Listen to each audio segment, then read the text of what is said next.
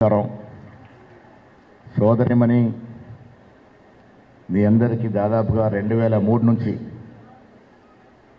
అన్ని విధాలుగా తోడ్పాటును అందిస్తున్నటువంటి సంధ్యారెడ్డి గారు, గౌరవ మంత్రివర్యులు పొన్నం ప్రభాకర్ గారు, గౌరవ పార్లమెంట్ సభ్యులు చామల కిరణ్ రెడ్డి గారు, ఎమ్మెల్యే మా అన్న మల్రెడ్డి రంగారెడ్డి గారు, ఏఐసిసి కార్యదర్శులు సంపత్ కుమార్ గారు, మా అక్క నిర్మలక్క గారు, గౌరవనీయులు పెద్దలు బిఎం రెడ్డి గారు, బెల్లయ్య నాగ్ గారు, సోదరిమణులు, మహిళా సోదరులందరికీ నమస్కారం.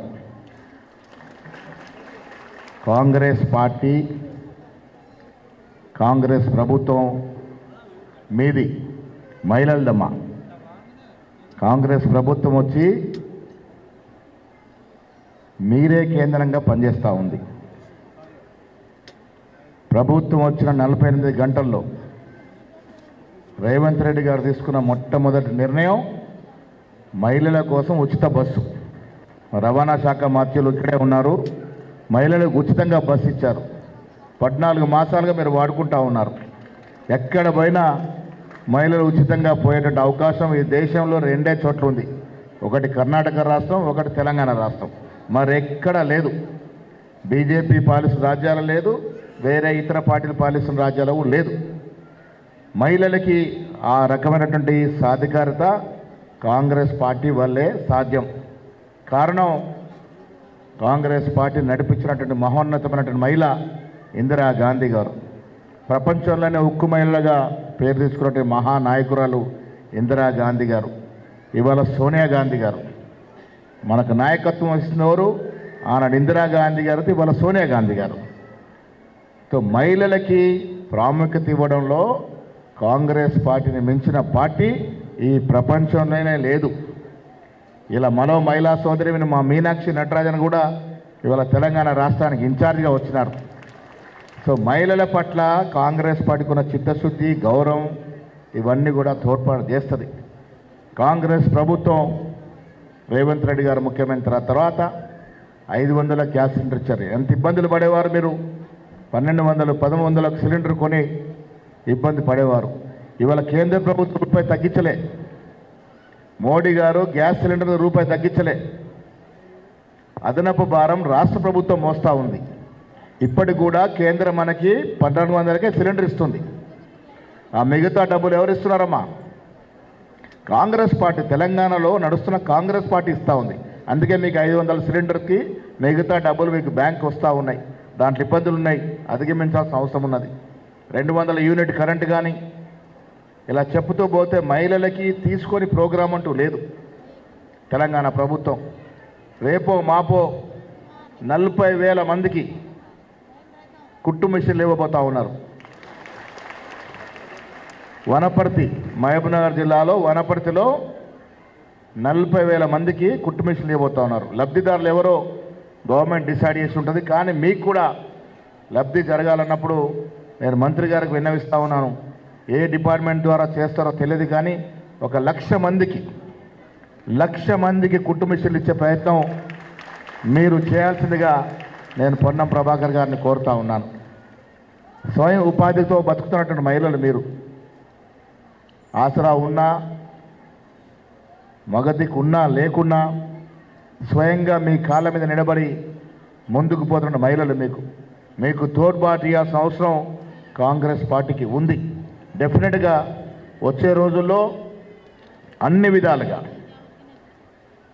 కాంగ్రెస్ పార్టీని నమ్మిన సిద్ధాంతం ఈ దేశంలో సగభాగం మీరు సమానమైన హక్కులు రావాలని కోరుకుంటున్న పార్టీ. ఆనాడు మహిళా బిల్లు తీసుకొచ్చినటువంటి పార్టీ. ఇవాళ సోనియా గాంధీ నేతృత్వంలో నడుస్తున్నటువంటి పార్టీ. ఈ రాష్ట్రంలో సోనియా గాంధీ, రాహుల్ గాంధీ, ఖార్గే గారి ఆశయాల్ని తూచా తప్పకుండా ముందుకు తీసుకున్న ప్రభుత్వం రేవంత్ రెడ్డి గారు. అందుకే కుల సర్వే చేశారు. ఇలా చాలామంది మీరు బీసీ బిడ్డలు ఉండొచ్చు. కుల సర్వే అనేది ఆషామాషి కాదమ్మా. ధైర్యం, సాహసంతో రాహుల్ గాంధీ యొక్క నినాదాన్ని ఇంప్లిమెంట్ చేసిన ఘనత ఇవాళ రాష్ట్ర ప్రభుత్వాన్ని రేవంత్ రెడ్డి గారిది. సబ్ కేటగరైజేషన్ చేసాం. ఎన్నో చరిత్రాత్మక నిర్ణయాలు తీసుకుంటా ఉన్నాం. రేపు మహిళలకి చట్టసభల్లో రిజర్వేషన్ వస్తూ ఉంది. స్థానిక సంస్థ ఎన్నికల్లో 50% మహిళలు రాబోతూ ఉన్నారు. దాంట్లో 42% బీసీలకు రిజర్వేషన్ ఇవ్వబోతా ఉన్నాం. కాంగ్రెస్ పార్టీ దీనికి అన్నిటి కూడా కట్టుబడి ఉన్నది. ఆ దశగా ముందుకు పోతా ఉన్నాం. మా చెల్లెమ్మ సంధ్యారెడ్డి గారు చాలా ఏళ్ళుగా నాకు పరిచయస్తురాలు. కాంగ్రెస్ పార్టీలో ఎంత యాక్టివ్గా ఉంటూ ఎంత పెద్ద సంస్థ నడుపుతుందో నాకు తెలియదు. మొన్న వచ్చి చెప్పినప్పుడు ఒక మీటింగ్ టైం ఇచ్చినాం. మాకు సమయం లేక మేము మీటింగ్ పోస్ట్పోన్ చేశాం. మేము బిజీ షెడ్యూల్ వల్ల ఆనాడు పోస్ట్పోన్ చేశాం. మళ్ళీ వారు ఎంతమంది వచ్చినారంటే ఆవిడ పట్ల మీకున్న నమ్మకం. కిరణ్ రెడ్డి గారు బాగా చెప్తా ఉండే, వారి గెలుపుకు మీ దోహదం చేశారంటే నిజంగా కూడా హర్షించదగ్గ విషయం. మీరంతా గట్టిగా కష్టపడి పనిచేసే వారు గెలిచి వచ్చినారు ఇవాళ. సో అనునిత్యం మీరు కూడా కాంగ్రెస్ పార్టీకి చేదోడువాదులు ఉండే సందర్భంలో మిమ్మల్ని ఆదుకోవాల్సిన బాధ్యత మాది. ఏ రకంగా ఆదుకుందామో సంధ్యారెడ్డి గారు దానికి ఒక వ్యూహరచన చేసి ఎవరికి ఏ మంత్రికి చెప్పమన్నా ఆ మంత్రికి చెప్పి ఆ పని అయ్యేటట్టుగా చూసే బాధ్యత మాది. ఇవాళ 2 మహిళలకి మంత్రి పదవులు ఇచ్చినాం మనం, సీతక్క గారు, సురేఖ గారు. 10 ఏళ్ళు బీఆర్ఎస్ పార్టీలో ఎవరు మహిళ మంత్రి కాలే, ఆఖరికి ఏదో ఇచ్చినారు పాపం. మహిళలకి అంత గౌరవం ఇచ్చినటువంటి కాంగ్రెస్ పార్టీ మీ అందరినీ కూడా గౌరవంగా చూసుకుంటుందని చెప్పడంలో ఏమాత్రం సందేహం లేదు. రేపో మాపో కాంగ్రెస్ పార్టీలో కార్పొరేషన్ వేయబోతా ఉన్నాం. మహిళలకు అందులో కూడా అవకాశం ఇస్తాం. పీసీసీ కార్యవర్గంలో మహిళలకు సముచిత స్థానం ఇస్తాం. ఇది కాంగ్రెస్ పార్టీ మార్కు రాజకీయం అని ఈ సందర్భంగా మనవి చేస్తూ ఉన్నాను. భవిష్యత్తులో కూడా ఈ మదర్ ఫౌండేషన్కి ఏ రకమైన సహాయ సహకారం కావాలన్నా ప్రభుత్వం లేనప్పుడే కష్టపడి నడిపించినాం. ఇలా మన ప్రభుత్వం ఉంది, నీ ప్రభుత్వం ఉంది. సంధ్య కూడా ప్రభుత్వంలో భాగం.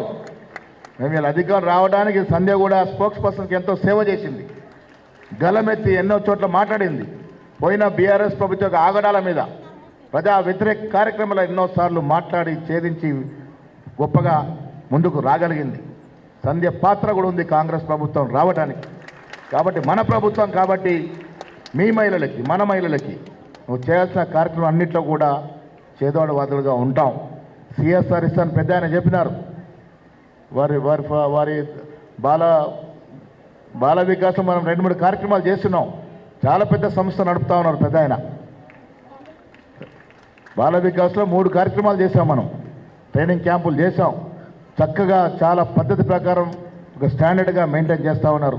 దయచేసి మీరు కూడా ఈ ఆర్గనైజేషన్ ఆదుకోవాల్సిందిగా నేను విజ్ఞప్తి చేస్తూ ఉన్నాను. మా మల్లన్న కొద్దిగా ధైర్యం చేస్తే అసలు మీకు బాధనే లేదు. కొద్దిగా మా చామల పుష్ ఇచ్చి మల్లన్నను కొంచెం కరగబెడితే సంధ్యకి బాధనే ఉండదు. తప్పకుండా అన్ని రకాలుగా సంధ్యగా ఆదుకుంటాం. మా వంతు కర్తవ్యంగా ఎప్పుడు సంధ్యకి చేదోడు వాదడుగా ఉంటాం. ఏ సమస్య వచ్చినా, ఏ కార్యక్రమం కావాలన్నా, వీళ్ళకి రావాల్సినటువంటి సదుపాయాల్లో ఎవరితో మాట్లాడమన్నా అవసరం అనుకుంటే ముఖ్యమంత్రి దగ్గరికి నేను తీసుకెళ్ళి ఆ కార్యక్రమాన్ని కూడా ఛేదించే విధంగా ప్రయత్నం చేస్తాం. సంధ్య గారికి మరొకసారి అభినందనలు. మిత్రులు చామల గారు చెప్పినట్టుగా సోషల్ ఆర్గనైజేషన్ నడిపినంత ఆషామాషి కాదు. ఇంత చక్కటి కార్యక్రమాన్ని తీసుకొని ముందుకెళ్తున్న సంధ్య గారిని మనస్ఫూర్తిగా అభినందిస్తూ, కలకాలం ఈ సంస్థ నడవాలి, కలకాలం ప్రజల్లో ఈ సంస్థ ఉండాలి. ఆ దశగా సంధ్య గారికి మా తోడ్పాటు సహకారం ఉంటుందని ఈ సందర్భంగా మనవి చేస్తూ సెలవు తీసుకుంటా ఉన్నాం.